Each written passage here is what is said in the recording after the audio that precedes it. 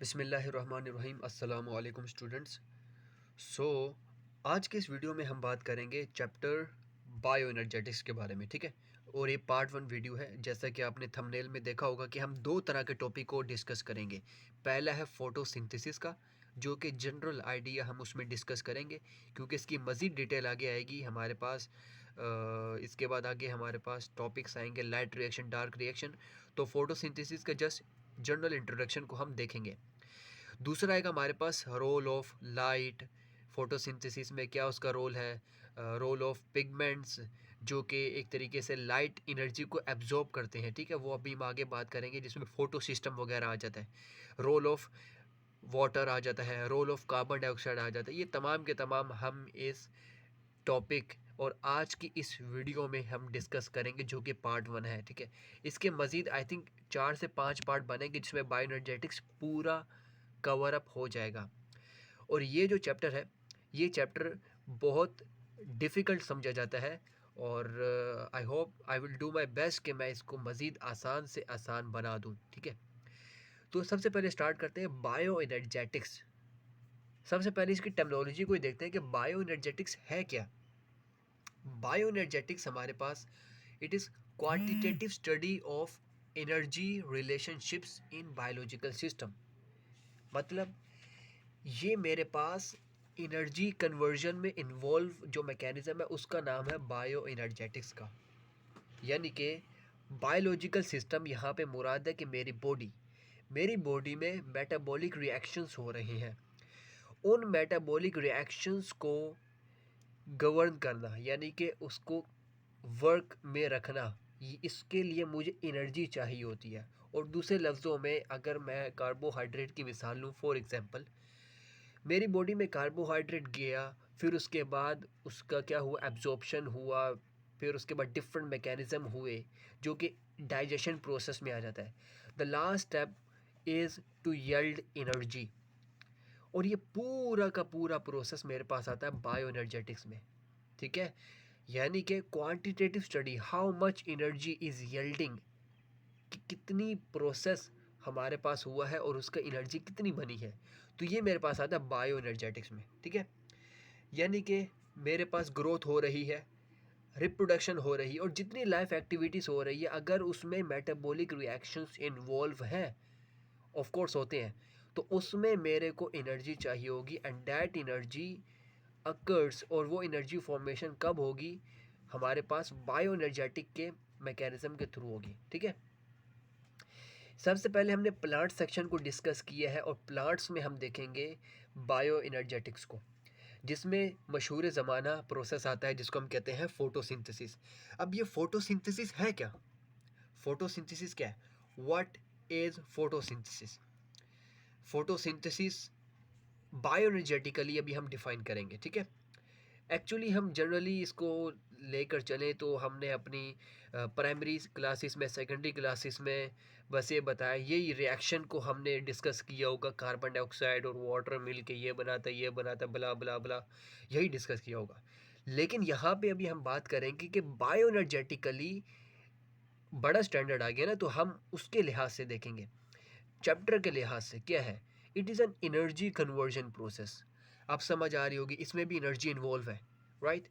It is an energy in conversion process in which energy poor molecules, that is carbon dioxide and water, are transform into energy rich molecules. ये क्यों हो रहा है? ताकि energy rich molecules आएंगे, तो as a result कुछ energy मेरी बॉडी में स्टोर भी हो जाएगी, और in the need of time वो एनर्जी फिर हमारे पास जब हमें ज़रूरत होगी तो वो एनर्जी हमको मिल जाएगी। और वो कैसे मिलेगी? कि by the break down of bigger molecules, right. जैसे कार्बोहाइड्रेट की मिसाल ली, तो कार्बोहाइड्रेट्स का लास्ट प्रोडक्ट हमारे पास ग्लूकोज होता है, और वो ग्लूकोज मेरे पास उसका यूनिट है, बेसिक यूनिट है। तो वहाँ से मुझे एनर्जी मिल सकती है। सबसे पहले क्या है कि बिगर मॉलिक्यूल को स्मॉलर मॉलिक्यूल में, अच्छा जो बिगर मॉलिक्यूल है, इससे एनर्जी डायरेक्ट क्यों नहीं बन सकती? क्योंकि ये पुअर मॉलिक्यूल है। जब भी तो ये बोला कि एनर्जी पुअर मॉलिक्यूल्स, जिसमें कार्बन डाइऑक्साइड और वाटर भी शामिल होता है, तो वो तमाम के तमाम क्या होगा, it is transform into energy rich molecules, that is glucose. whereas extra energy is absorbed in the form of sunlight by photosynthetic pigments. ये photosynthetic pigments क्या होता है? देखो कंक्लूड मैं करता हूँ कि इसमें बताया क्या जा रहा है कि बिगर मॉलिक्यूल्स जो कि हमारे पास एनर्जी पुअर मॉलिक्यूल्स है वो कन्वर्ट होंगे इनटू किस में लेस, मतलब एक तरीके से साइज मॉलिक्यूल्स जाके वो इजीली एब्जॉर्ब हो सकें और एनर्जी बना सकें, ठीक है। और उसमें हमारे पास हमने मिसाल ली है ग्लूकोज की, क्योंकि फोटोसिंथेसिस का बाय प्रोडक्ट हमारे पास ग्लूकोज होता है जो कि प्लांट फिर उसको क्या करता है, यूटिलाइज करता है और एज अ रिज़ल्ट हमारे पास प्लांट की ग्रोथ होती रहती है। तो यही यहाँ पे बताया गया है कि ग्लूकोज हमारे पास बन गया ताकि एनर्जी फर्दर प्रोवाइड हो बॉडी को और वो क्या करे, फिर प्लांट ग्रोथ करे। और एक्स्ट्रा एनर्जी, अब ज़ाहिर सी बात है कि जितने हमारे पास लाइट आई, लाइट को जो एब्जॉर्ब कर रही है, जो बॉडी है जो कि एब्जॉर्ब कर रही है लाइट को, वो होती है मेरे पास पिगमेंट्स, ये वाले पिगमेंट्स जिसको हम कहते हैं फोटोसिंथेटिक पिगमेंट्स। अच्छा, ये हमारे पास प्लांट की बॉडी में क्लस्टर फॉर्म में मौजूद होती है और लीव्स के अंदर एक्चुअली, और इसको हम कहते हैं फोटोसिस्टम, ठीक है। वो आगे आगे मज़ीद डिटेल पढ़ेंगे, जस्ट इंट्रोडक्शन है। तो क्या हुआ कि extra energy is absorb in the form of sunlight bye photosynthetic pigments. जो उसके बाद एक्स्ट्रा एनर्जी है, वो एक्स्ट्रा एनर्जी भी चाहिए होगी, क्यों चाहिए होगी और वो यूटिलाइज क्यों होगी, क्योंकि फोटोसिंथेटिक पिगमेंट एक बार यूटिलाइज हो चुके हैं तो इसको दोबारा रिकवर करने के लिए एनर्जी चाहिए ताकि नेक्स्ट साइकिल ऑफ फोटोसिंथेसिस में ये दोबारा से वर्क कर सकें। ओवरऑल रिएक्शन, जनरल रिएक्शन जो हम पढ़ते हुए हैं, ये डिटेल रिएक्शन है। हमारे पास रिएक्टेंट क्या है, कार्बन डाइऑक्साइड और वाटर। इन सब के ही हम क्या करेंगे, बारी बारी इन सब के रोल पढ़ेंगे। Role of carbon dioxide, role of water, role of light, role of chlorophyll जो कि फोटोसिंथेटिक पिगमेंट्स है, मतलब role of light, role of water, role of carbon dioxide, role of photosynthetic pigments, इन चार को डिस्कस करेंगे। तो कार्बन डाइऑक्साइड और वाटर होगा, लाइट होगी, क्लोरोफिल होगा, तो फिर मेरे पास ग्लूकोज बन सकेगा और साथ साथ ऑक्सीजन जो कि बाय प्रोडक्ट होती है और वो फिर एवोपोरेट हो जाती है और वो फिर एक्सचेंज हो जाता है, डिफ्यूज आउट हो जाती है। वाटर फिर मेरे पास एवोपोरेट हो जाता है from the what, from the leaves, stomata, stomata से हमारे पास एक्सचेंज ऑफ गैसेस भी होती हैं। उसके बाद ये लीव्स के ऊपर एक तरीके से ड्यू फॉर्म में हमारे पास आ जाते हैं वाटर और वो फिर एवापोरेट हो जाते हैं इनटू द सराउंडिंग एटमॉस्फेयर। देखें अगर हम, तो कार्बन डाइऑक्साइड ग्लूकोज में कन्वर्ट हो रही है, ठीक है। कार्बन डाइऑक्साइड ग्लूकोज में कन्वर्ट हो रही है, तो ये रिडक्शन हुआ ना, reduction means addition of hydrogen. Carbon और ऑक्सीजन है, यहाँ पे कार्बन हाइड्रोजन ऑक्सीजन है, तो एडिशन ऑफ हाइड्रोजन हो रहा है। और दूसरा अगर वाटर को देखें तो वाटर से फिर ऑक्सीजन, यानी कि यहाँ पे H और O था, यहाँ पे जाके O हो रहा है, मतलब removal of hydrogen. Removal of hydrogen is called oxidation, ठीक है। ये जनरली यहाँ पे बताया गया होता है रिएक्शन में। मज़ीद डिटेल इसकी हम पढ़ेंगे आगे लाइट रिएक्शन, डार्क रिएक्शन में, how they are going to perform their own roles in the photosynthesis, in the formation of glucose along with you have ATP, you have NADPH2। इसमें केमी osmosis वाला mechanism आ जाता है, वो हम मज़ीद detail में पढ़ेंगे, जस्ट इंट्रोडक्शन आप याद रखें। अब नेक्स्ट आता है हमारे पास role of light, role of carbon dioxide, water और फोटोसिंथेटिक पिगमेंट्स, इन तमाम को हम डिस्कस करेंगे। Role of light, role of light के बारे में, लाइट क्या होती है ये तो आप लोगों ने पढ़ा होगा कि या फिर फिजिक्स में आप पढ़ रहे होंगे कि light is an electromagnetic radiation which is absorbed in electromagnetic spectrum, मतलब not absorb, it is observed. Electromagnetic spectrum में क्या होगा, ऑब्जर्व होगा। इलेक्ट्रोमैग्नेटिक स्पेक्ट्रम मतलब जो ग्राफ हमें शो करता है कि लाइट की डिफरेंट वेवलेंथ्स, ये भी आई थिंक आप लोगों ने पढ़ा होगा।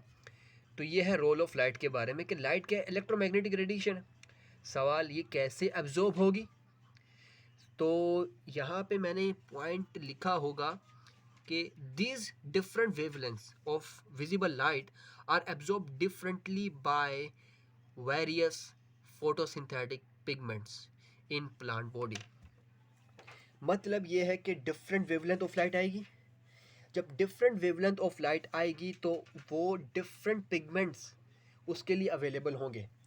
हमारे पास आगे जाके पढ़ोगे क्लोरोफिल ए भी है, क्लोरोफिल बी भी है, कैरोटिनोइड्स भी है, डिफरेंट हमारे पास पिगमेंट्स है। ये तमाम के तमाम पिगमेंट्स यहाँ पे इन्वॉल्व होंगे, ठीक है। तो रोल ऑफ लाइट के बारे में जनरली बताया गया है यहाँ पे wavelength. Wavelength which is suitable for photosynthesis वो है 380 नैनोमीटर से 750 नैनोमीटर के दरमियान। मतलब ये लाइट इफेक्टिव होगी अगर उसकी रेंज ये है, इसके दरमियान में जो आ रही है वो मेरे पास इफेक्टिव होगी, ठीक है। अच्छा, उसके बाद हम बात करते हैं कि action spectrum analysis show that blue and red colour जिसकी वेवलेंथ है 430 और 670, गौर से देखो तो इन दोनों की वेवलेंथ भी इसमें आ रही है, समझ आई। लेकिन उसमें स्पेसिफिकली बात की गई है, एक्शन स्पेक्ट्रम एनालिसिस ने बताया कि ब्लू और रेड जिनकी wavelength 430 nanometre and 670 nanometre respectively, ये वेवलेंथ का सिंबल है इसलिए मैंने वेवलेंथ लिखने के बजाय सिंबल उसका यूज़ किया है। So they are most effective for photosynthesis.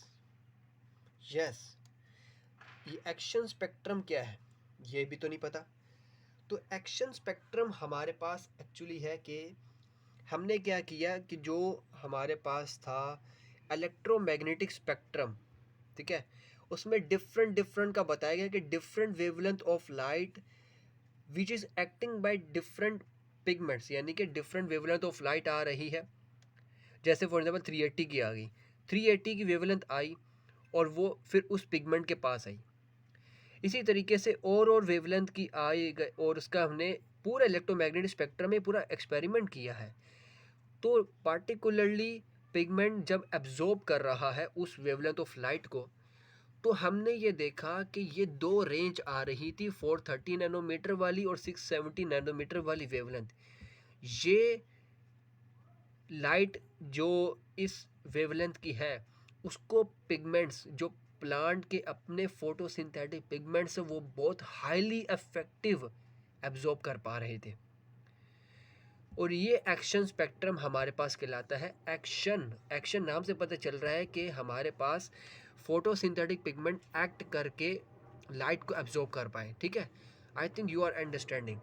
तो हाउ लाइट कैसे एब्जॉर्ब होती है, तो यहाँ पे मैंने बताया कि light is absorb in the form of photons.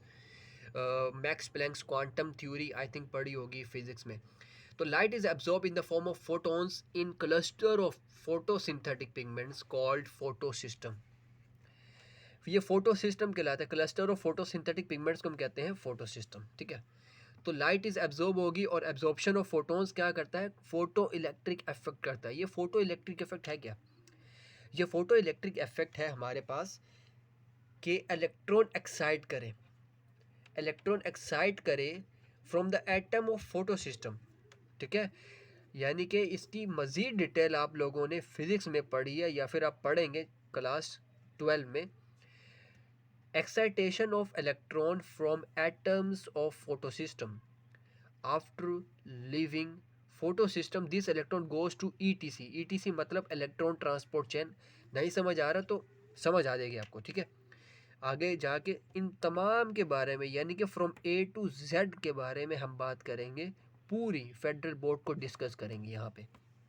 तो ये क्या है, excitation of electron from atoms of photosystem after living photosystem. This electron goes to electron transport chain and where these are utilized in ATP and NADPH2 formation by chemiosmosis. ये मैंने starting में भी बताया था chemiosmosis क्या है, वो process कि जिसके ज़रिए से ATP और NADPH2 बन सके। ये ATP NADPH2 है क्या, तो ये मेरे पास एनर्जी की एक फॉर्म है जो कि मेरी बॉडी को चाहिए।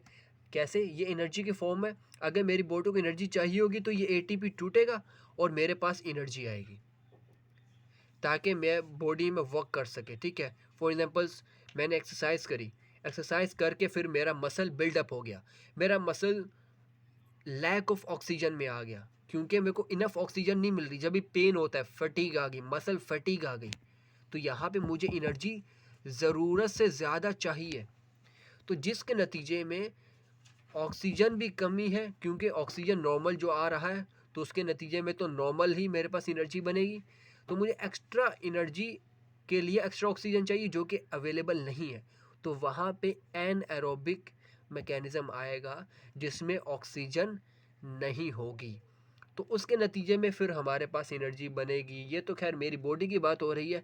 प्लांट में हमारे पास क्या होता है कि फोटो सिस्टम से इलेक्ट्रॉन जाएगा, वो क्या करेगा, डिफरेंट आगे मैकेनिज्म होंगे, डिफरेंट आगे हमारे पास रिएक्शन सेंटर्स, और यू कैन से हमारे पास होते हैं excitation of electron from atoms of photo system, वहाँ से जब जाएंगे ETC इलेक्ट्रॉन ट्रांसपोर्ट चेन। वो इलेक्ट्रॉन ट्रांसपोर्ट चेन नाम से डिफाइन हो रहा है कि इलेक्ट्रॉन ट्रांसपोर्ट होगा थ्रू प्रॉपर मैकेनिज़म्स कि जिसमें हमारे पास आगे आता है प्राइमरी इलेक्ट्रॉन एक्सेप्टर आता है, फिर उसके बाद आगे डिफरेंट प्रोटीन्स आती हैं, iron containing protein, copper containing protein, इन तमाम की डिटेल, ये भी प्रोसेस इतना डिटेल में है तो इसलिए मैं इसको ऊपर ऊपर से पढ़ाना चाह रहा हूँ। आगे के पार्ट्स में इसको मज़ीद डिटेल में हम करेंगे, ठीक है। जस्ट क्या है कि इलेक्ट्रॉन एक्साइट होगा इस फोटो इलेक्ट्रिक इफेक्ट में, एक्साइट होने के बाद वो इलेक्ट्रॉन ट्रांसपोर्ट चेन में पार्टिसिपेट करेगा, और उसके नतीजे में एंड प्रोडक्ट हमें क्या चाहिए, ATP चाहिए और NADPH2 चाहिए, जो कि हमारे पास NADPH2 रिड्यूसिंग पावर है जो आगे जाके रिडक्शन करेगा हमारे पास, ठीक है। तो उसमें भी हम मज़ीद डिटेल में जाके सब बात करेंगे कि ATP फॉर्म कैसे हो रहा है, NADPH2 रिड्यूस कैसे कर रहा है और किसको कर रहा है, तो ये प्रोसेस ही केमियोस्मोसिस कहलाता है। अब इसके बाद आगे हम बात करते हैं रोल ऑफ कार्बन डाइऑक्साइड की, फिर रोल ऑफ वाटर की क्योंकि ये शॉर्ट है, फिर उसके बाद रोल ऑफ पिगमेंट्स की बात करेंगे, वो थोड़ा डिटेल में है।